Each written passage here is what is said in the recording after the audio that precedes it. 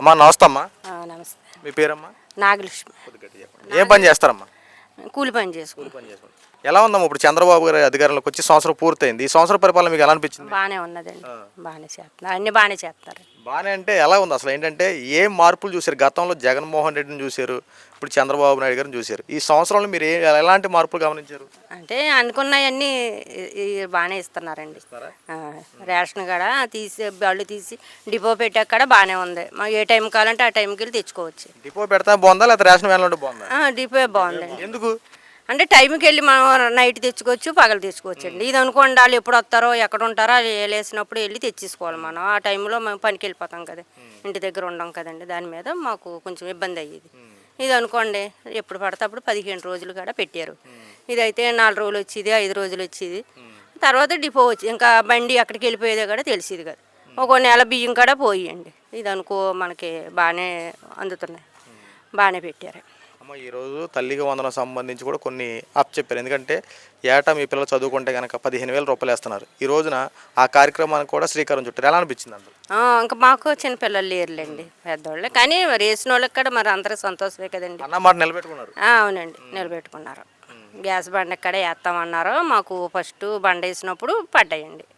ఇంకా మళ్ళీ రెండో టిప్పు అందరికీ పడినప్పుడు మాకు పడతాయిలేండి. దానికే ఉంది. అన్నీ బాగానే ఉంటున్నాయిలేండి, బాగానే చేస్తున్నారండి. మీరు బాగానే ఉంది అంటున్నారు, కానీ జగన్మోహన్ రెడ్డి వైఎస్ఆర్సీపీ పార్టీ వాళ్ళు వ్యతిరేకత వచ్చింది, చంద్రబాబు నాయుడు పథకాలు ఇవ్వట్లేదు, ఎగ్గొట్టేసాడని చెప్పి మాట్లాడుతున్నారు. నిజంగా పథకాలు లేదండి, అనుకున్నా ఇస్తున్నారు కదండి. ఇంకేం చేస్తారండి? ఇప్పుడు 4,000 అన్నారు, మరి ఒక్కటి చేసుకొస్తున్నారు కదా. ఆయన ఒకసారి చేయాలని ఎవరైనా బాధే కదండి. వెంటనే చేయాలని ఎవరు చేయలేరు కదండి. అలా నిదానంగా చేసుకొస్తారండి. అనుకున్నాయని మనం ఇవ్వలేదు అనుకో, అప్పుడు మాకు చేయలేదని మేము అడగడానికన్నా బాగుంటుందండి. పూర్తయిన సంవత్సరమే కదండి. అప్పుడు గ్యాస్ బండ్ అన్నారు, అయ్యి పడ్డాయి. మళ్ళీ అమ్మఒడి అన్నారు, అయ్యి వేస్తున్నారు. ఇంకా ఏయో మళ్ళీ 15 వాళ్ళకి పెన్షన్ రాస్తున్నామన్నారు. అవన్నీ చూడాలి కదండి మనం. ఇంకా కొంతమందికి అందని వాళ్ళకి, ఎవరైతే అర్హులైన వాళ్ళకి పెన్షన్లు కొంతమందికి అందట్లా, వాళ్ళందరికీ అప్లై చేసుకుంటే చేస్తామన్నారు. చేస్తామన్నారండి, రాశారండి. ఇంకా వస్తాయంటండి, ఇంకా రాలేదు. రాశారండి, అందరికీ రాశారు. ఏమీ లేకపోయినా నా దగ్గరికి రండి అని చెప్తున్నారండి. ఎమ్మెల్యే గారు చెప్తున్నారు, నేను మీకు సాయం చేస్తానమ్మా రండి, ఎవరు ఇబ్బంది పెట్టినా మాకు వచ్చి చెప్పండి అని చెప్తున్నారండి. వార్తల్లో గట్రా చెప్తున్నారు కదండి, చూస్తున్నాం. ఈ రోజున పేదవాడు ఆకలి తీర్చే విధంగా మళ్ళీ అన్నా క్యాంటీన్లు ఓపెన్ చేశారు. అన్నా క్యాంటీన్లు ఎలా ఉన్నాయమ్మా? బాగున్నాయండి. మాలాంటి వాళ్ళకి గమ్ముని మేము లేకపోయినా పనికి వెళ్ళినా బయట తినడానికి అది బాగానే ఉన్నాయండి. అన్ని బాగానే పెట్టారు. ఎంతమందినో కాపాడుతుందండి. నేను చేయలేదు కానీ మా ఆయన గారు చేశారండి. బాగానే ఉన్నాయి. మా ఆయన గారు అయితే ఎప్పుడన్నా వెళ్తూ ఉంటారండి, పద్దాకా వెళ్తూ ఉంటారు. నేనైతే వెళ్ళలేదు కానివ్వండి, మా ఆయన గారు వెళ్తారు. అమ్మ ఇప్పుడు మీ ఊరుకు సంబంధించి రోడ్ల పరిస్థితి, డ్రైనేజ్ వ్యవస్థలు ఎలా ఉన్నాయి? అని బాగానే ఉన్నాయండి. వేస్తున్నారు, రోడ్లు వేస్తున్నారు, ఎప్పటికప్పుడు తుడిపిస్తున్నారు, అన్నీ బాగానే ఉన్నాయండి, బాగానే చేస్తున్నారు. మా వాటికి తిరుపతిరావు గారు ఉంటారు కదండి, బాగానే చేస్తారు. ఆయన ఆ ఇంట్లోనే మేము అద్దుకుంటామండి. ఆయన కూడా బాగా సొంత ఇల్లు లేదండి. మరి జగన్మోహన్ అప్పుడు సెంటు స్థలాలు ఇచ్చేవాడు, అప్లై చేసుకున్నారు? అవి ఉన్నాయండి, ఇచ్చారండి. అయినా ఇంకా ఏం కట్టివ్వలేదండి. కట్టిస్తాం అన్నారు కదండి, కట్టివ్వాలి. డబ్బులు 35,000 కట్టమంటే డ్వాక్రా ద్వారాగా కట్టామండి, ఇంకా ఇవ్వలేదండి. కడుతున్నాము, అవి ఇంకా కడుతున్నాము, ఇవ్వలేదండి. వచ్చినాయండి, స్థలాలు వచ్చినాయి. ఇప్పుడు జగన్మోహన్ రెడ్డి పరిపాలన బాగుందా, చంద్రబాబు నాయుడు పరిపాలన బాగుందా? ఈయన పరిపాలన బాగుందండి. దేంట్లో అంటే గమ్మున ఇస్తానన్నాయి, అన్ని పథకాలు బాగానే చేశారు కదండి. ఇస్తున్నారు కదా, మా అలాంటి పేదవాళ్ళకి ఇంకా అలా అనిపిస్తుందండి. మరి ఇస్తున్నారు, ఇప్పుడు బాగానే చేస్తున్నారని అనిపిస్తుందండి. మీ మహిళల కోసం చంద్రబాబు నాయుడు గారు వచ్చే నెలలో ఉచిత ఆర్టీసీ బస్సు ప్రయాణం పెట్టబోతున్నారు. ఇది పెడతాం మంచిదంటారా? మంచిదే కదండి. నేను పద్దాకా ఎక్కడికి వెళ్తానే ఉంటానండి. అవి మాకు ఛార్జీలు కలిసి వస్తాయండి వెళ్తా ఉంటే. పెడితే మంచిదే కదండి, ఛార్జీలే లేకుండా అది వెళ్ళొచ్చండి. మహిళలకు పెద్దపీట వేసే పార్టీ ఏది? TDP, YSRCP party? అంటే మహిళలు ఆదుకునే ప్రభుత్వం ఏది అసలు? ఈ చంద్రబాబు తెలుగుదేశం. ఎలా ఆదుకుంటుంది? అన్నింటి పరంగా ఆదుకుంటున్నారు కదండి, అన్నిటికీ ఆదుకుంటున్నారు. ఏమన్నా అవి చేస్తున్నారండి. కూటమి ప్రభుత్వం అధికారంలోకి వచ్చిన తర్వాత చంద్రబాబు నాయుడు గారు ముఖ్యమంత్రి బాధ్యతలు చేపట్టిన దగ్గర నుంచి ఒక పక్కన సూపర్ 6 పథకాలు అవలంబిస్తూనే అభివృద్ధి పనులు ఒక్కటొక్కటిగా చేసుకుంటూ వస్తుంటే చంద్రబాబు నాయుడు గారి పరిపాలన ఉద్దేశించి వైఎస్ జగన్మోహన్ రెడ్డి వైఎస్ఆర్సీపీ పార్టీ వాళ్ళు బురద జల్లే రాజకీయాలు శవ రాజకీయాలు చేయడం పనంగా పెట్టేసుకున్నారు. ఎందుకంటే ఈ రోజున చంద్రబాబు నాయుడు గారు అన్న మాట ప్రకారంగా సూపర్ 6లో 3 పథకాలు అవలంబించారు. ఒకటే పెన్షన్ల పెంపు, దీపం పథకం, ఈ రోజు తల్లికి వందనం.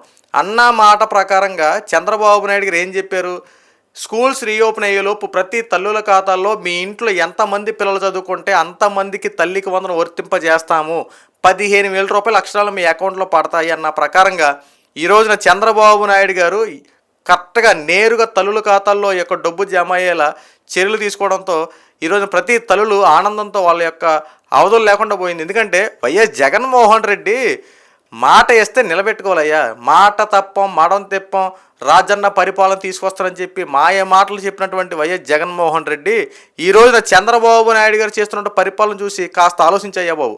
ఈరోజు చంద్రబాబు నాయుడు అన్న మాట ప్రకారంగా on the time, A time చెప్తుంటే ఆ టైం ప్రకారంగా ఈ పథకాలు అవలంబిస్తూనే ఉన్నారు. ప్రతి రూపాయిని పేదల పక్షాన్ని వ్యవహరించి ప్రతి ఒక్కరికి అందేలా చేస్తూ ఉన్నారు. సూపర్ 6 పథకాలు అవలంబిస్తూ ఉన్నారు. అభివృద్ధి పనులు జరుగుతూ ఉన్నాయి. ఇంకేం కావాలి ఆంధ్ర రాష్ట్రానికి? ఈరోజు నువ్వు మాట్లాడుతున్నావు కదా 2029 నేనే గెలుస్తానని చెప్పి మాట్లాడుతున్నావు కదా, ఈ తల్లికి వందనం ఈ రిలీజ్ చేసిన తర్వాత కూడా ఇప్పుడు చెప్పు మాటలు. ఈరోజు నువ్వు అంటున్నావు కదా నేను ఒక్కొక్కడికి తాట తీస్తా తోలు తీస్తా ఏ ఒక్కడిని విడిచిపెట్టనని చెప్పి మాట్లాడుతున్నావు కదా. అసలు నువ్వు గెలవడమే పెద్ద మిరాకిల్ అయితే ఇంకా నువ్వు గెలుస్తావని నమ్మకం ఎలా ఉంది నీకు? గత 5 సంవత్సరాల్లో ఏదో ప్రజలు ఒక్క ఛాన్స్ అని చెప్పి అడుగుతున్నాడు. రాజశేఖర్ రెడ్డి లాగా పరిపాలన చేస్తాడని చెప్పి అవకాశం ఇచ్చినటువంటి ప్రజలకి నువ్వేం చేసావు? ఆ రాష్ట్రాన్ని 5 సంవత్సరాలు వెనక నెట్టేసావు. ప్రజల్ని పట్టించుకున్న విధానం ఏమైనా ఉందంటే అబ్బే ఏమీ లేదు, వదిలేసి అంతే, పరిపాలన అంతా గాలికి వదిలేసి ప్రజల నెత్తి మీద ఆర్థిక భారాన్నెట్టు.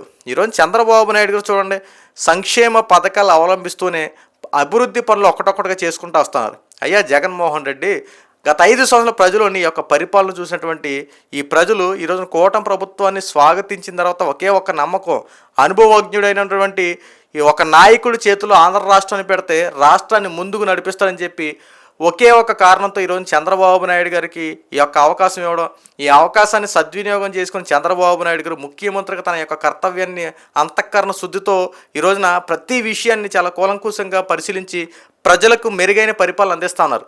కానీ జగన్మోహన్ రెడ్డికి తెలిసింది ఏంటంటే ఎంతసేపు చంద్రబాబు నాయుడు గారికి పేరు ప్రఖ్యాతలు వెళ్ళిపోతూ ఉన్నాయి. ఆ పేరు ప్రఖ్యాతలు వెళ్లకుండా ఏదో కొల్లగొట్టాలని చెప్పి జగన్మోహన్ రెడ్డి యొక్క ఆలోచన.